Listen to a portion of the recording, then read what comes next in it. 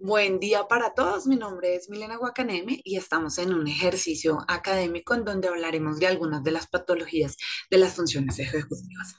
Les doy la bienvenida a este ejercicio, pero pues antes de poder hablar de las patologías de las funciones ejecutivas, creo que es necesario hablar sobre los lóbulos frontales, de pronto algunas de sus divisiones y algunos de los procesos que les compete. Empecemos. En el ser humano, los lóbulos frontales abarcan aproximadamente el 20% del toneo del córtex. Eh, Además del procesamiento de la información sensoriomotora, se ha considerado que son la parte del cerebro subyacente a esos aspectos que nos definen a nosotros como seres humanos o que nos caracterizan, por ejemplo, el lenguaje, la inteligencia, el pensamiento abstracto y, por supuesto, las funciones ejecutivas. Tradicionalmente, la corteza frontal se ha dividido en tres grandes zonas. Desde la parte caudal hasta la zona rostral, podemos decir la corteza motora, la corteza premotora y la corteza prefrontal. En el desarrollo de estos lóbulos prefrontales, ¿cierto? Lo podemos ver que es reciente en la filogenia, pero la maduración es tardía en el desarrollo ontogéneo. Esa diferenciación celular se encuentra, podríamos decirlo, que incompleta al momento del nacimiento y su maduración se da de manera morfológica alrededor de la pubertad e incluso un poco más tarde.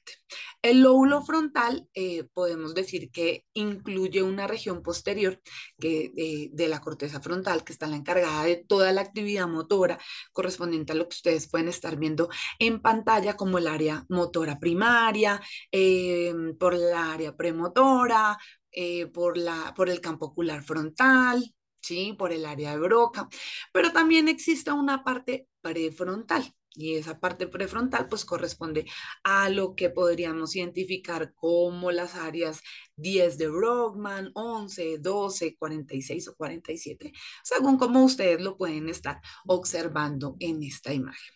La corteza prefrontal se divide en tres regiones, una dorsolateral, una mesial y una orbital. Está también relacionada con el componente límbico, este lóbulo frontal, que incluiría el cíngulo anterior y el sector posterior de la superficie frontal orbital. Cuando hablamos de una corteza dorsolateral, estamos hablando de la que integra la información procedente de esas áreas de asociación, tanto unimodal como heteromodal, y de las áreas paralímbicas. Algunas de las funciones principales podríamos identificarlas como proporcionar la interacción inicial entre la información sensorial que reciben las áreas cerebrales y la información procedente del sistema límbico o del córtex paralímbico. Esta interacción que permitirá un feedback permanente entre la información sensorial y la emocional, eh, entre lo que es la sensación y el humor. Por ejemplo, el hecho de que las emociones influyan directamente en nuestro aprendizaje o viceversa, que la manera en cómo percibimos pues pueda modificar también nuestro estado de ánimo. Cuando hablamos del córtex orbital, estamos hablando de ese sustrato neural del corte o del control inhibitorio. Esta región es la que permite inhibir algunos impulsos externos e internos que pueden interferir en la conducta, sea en el discurso o en la cognición como tal. En palabras un poquito más sencillas, se encarga de inhibir este corte orbital los impulsos y las conductas instintivas, inhibir la interferencia de la información somatosensorial que no está relacionada con una tarea que se está haciendo o inhibir la interferencia de representaciones motoras aprendidas. Pero también existe una región medial o singular, que es sobre todo ese cíngulo anterior que se ha relacionado con la motivación. Es lo que dirige pues una acción, ¿cierto? Es lo que permite una actividad exploratoria y la iniciativa para dirigir pues la atención frente a una actividad específica. Se trata, podríamos decir, de una zona que está conectada con ese sistema límbico y que integra proyecciones que provienen de ese sistema límbico con la información elaborada por el resto de la corteza prefrontal. Cuando hablamos de pacientes con daños en las regiones prefrontales del cerebro, pues no necesariamente ellos van a presentar un cambio evidente en su comportamiento general. Sin embargo, sí existen algunas evidencias de alteraciones profundas en toda la esfera de la vida psicológica y de su actividad comportamental. Algunos de los síntomas que se pueden observar luego de una lesión en los lóbulos prefrontal, frontal, pues esta puede ser muy variable. Incluye tanto aspectos estrictamente cognitivos como la planificación, la secuenciación, la atención, la memoria, pero también aspectos comportamentales que tienen que ver con la personalidad, la motivación o incluso las emociones. La presencia de algún síntoma, ¿sí? Tiene que ver con la gravedad de la lesión, con la localización de dicha lesión, con la extensión y la lateralización de la misma. Entonces, hablemos un poquito de estas patologías. Cuando hablamos de los trastornos de las funciones ejecutivas, podemos tener diversas etiologías, ¿cierto? Como un tumor, un traumatismo, un accidente vascular. Hablaremos en este momento del síndrome frontal. Abarca el conjunto de síntomas cognitivos o conductuales en donde se observará esto tras la lesión de este corte frontal. Los comportamientos y las alteraciones después de esta lesión pueden ser muy variados, desde pacientes que muestran irresponsabilidad, aceleración, falta de juicios morales, hasta pacientes que no tienen iniciativa, que se muestran completamente desmotivados o que no les interesa nada a su alrededor. Fuster utilizó un término de síndrome dorsolateral, síndrome orbital o síndrome singular para diferenciar el conjunto de síntomas que se observan según la región del córtex frontal que fue lesionada. Entonces, hablemos primero del síndrome dorsolateral o disejecutivo. Consiste en la alteración de algunas funciones ejecutivas o de las funciones ejecutivas, como por ejemplo alteración en la capacidad de focalizar la atención o un trastorno en la capacidad del razonamiento abstracto, de la secuenciación, de la ordenación temporal de la información, de la fluidez verbal o de la memoria de trabajo. Es frecuente en estos déficits que puedan además acompañarse de apatía o de depresión. Típicamente estos pacientes muestran latencia de respuestas muy largas y dificultades en recobrar la conversación, ¿sí? O conservar el reconocimiento semántico de algo.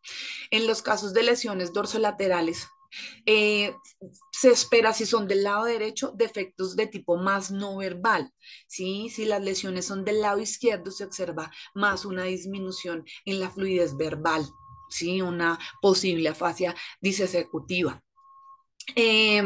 Cuando hablamos, por ejemplo, del síndrome orbitrofrontal, pues estamos hablando ya de algo que tiene una afectación en la inhibición de los impulsos, por lo que el paciente se puede mostrar inadecuado en un contexto social, ¿sí? Puede existir una desinhibición en su conducta. Puede ser de tipo alimentario o incluso de tipo sexual, puede estar hiperactivado en algún movimiento, puede tener dificultad para tener un juicio moral.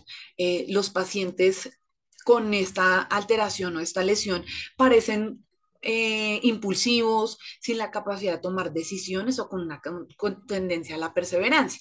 Este síndrome se ha asociado mucho con esa desinhibición, con esas conductas inapropiadas, con la irritabilidad, con la falta de tacto. Puede presentarse de dos tipos, uno que es muy excitado y otro que es de tipo burlón. Sí, estos pacientes se pueden reconocer porque son incapaces de entender algunas señales sociales y se encuentran controlados por estímulos muy inmediatos. Incluso han utilizado términos como toda la teoría ha utilizado algunos términos como sociopatía adquirida para describir un trastorno de la regulación comportamental que puede incluir la falta de comprensión como el remordimiento frente a algo inadecuado que se ha hecho. Bueno, Cuando hablamos del síndrome mesial o singular, pues aquí es donde los pacientes que presentan este síndrome se caracterizan por una falta de iniciativa, ¿sí? Tienen una tendencia al mutismo, tienen a tener un comportamiento apático. Suelen ser pacientes que parecen como despojados de emociones, que no tienen ningún interés a su alrededor o en su entorno. Cuando estas lesiones son de tipo bilateral, en zonas donde suelen observarse por infartos, ¿cierto? En algún deterioro de la arteria cerebral anterior, afectan ambas regiones, aunque no son muy frecuentes, pero también podemos ver que existe el cíngulo anterior, que es el que acabamos de hablar del circuito cingulado subcortical. Este circuito cuando se daña, ¿cierto? Puede causar una apatía, ¿sí? Las lesiones bilaterales agudas en el área prefrontal media resultan de un mutismo y la persona o el individuo está despierto y posee pues autoconciencia, ¿sí? Pero no inicia ninguna toma, ninguna forma de conducta. Ellos parece que se mostraran completamente ausentes de él, no tienen ninguna motivación y en casos extremos puede resultar que el paciente ni siquiera presente movimientos espontáneos, ¿sí? Puede mostrarse como si estuviera inconsciente y solo responder utilizando monosílabos de algunas preguntas que se les puedan realizar. Acá hay algunas de las características propias de estos síndromes de los que acabamos de hablar, ¿cierto? Algunas de las características más relevantes, pero incluso cuando hablamos de algunas alteraciones de las lesiones prefrontales, también podemos hablar de algunas alteraciones secundarias, ¿sí? Podemos hablar entonces del síndrome de utilización, ¿cierto? Que es cuando la persona tiene una incapacidad para inhibir el utilizar objetos que tiene enfrente. Entonces, por ejemplo, están las gafas adelante y así no las necesita o no sean de la persona, pues la persona se las pone y las va a utilizar. Cuando hablamos de una conducta de imitación, entonces, este es otro signo característico de los pacientes con lesiones prefrontales bilaterales. Esta conducta pues se manifiesta de una forma ya sea por ecolalia o por ecopraxia. Sí, la ecolalia pues consiste en la incapacidad para inhibir el impulso de repetir lo que dice la otra persona. Pero cuando hablamos de una ecopraxia, pues estamos hablando de pacientes que imitan, son los gestos que realiza pues la otra persona, en este caso el interlocutor o el examinador. También existe un síndrome de dependencia al medio, que hace referencia a esas alteraciones de la capacidad inhibitoria que hacen que el individuo no pueda despegarse del ambiente, ¿sí? Son alteraciones en donde las conductas de imitación, de estar prestando atención a elementos que ni siquiera tienen que ver con la tarea relacionada en el momento, ¿sí? La persona puede escuchar afuera algo y que lo saludan y él contestar cuando pues ni está afuera, ni le están hablando a él, ni es con él propiamente pues lo que está sucediendo. También pueden haber algunas lesiones prefrontales que pueden afectar la conciencia. Una de las más frecuentes es la anosognosia o la falta de conciencia de ese déficit o de las consecuencias de su conducta. Por lo que la persona puede tener en este sentido una forma muy infantil o no puede tener la capacidad de valorar los juicios, las consecuencias o de preocuparse por lo que está haciendo. Entonces, pues la persona puede mezclar su información real con información de su imaginación o de sus deseos y tener falsos reconocimientos de algunas características que hacen parte pues, de estas lesiones. Espero que les haya sido clara y la información que acabo de exponer. Les dejo acá nuestra información, las fuentes de información que utilizamos. Esperamos que sea valioso este ejercicio. Muchísimas gracias.